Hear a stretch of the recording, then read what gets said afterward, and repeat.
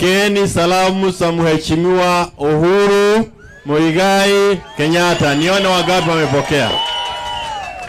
La pili ni kwamba ile wizi mnasikia wakula pahali ulifanyika na njia maajabu ni Mount Kenya.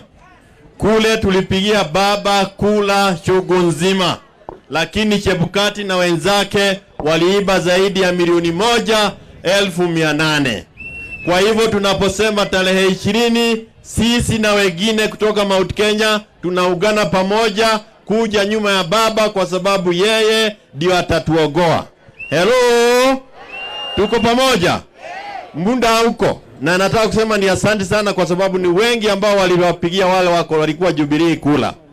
Siku ya tarehe 20, ukiamuka asubuhi ushidwe kuja Nairobi, toa sufuria yako, goga goga, useme kuna jaa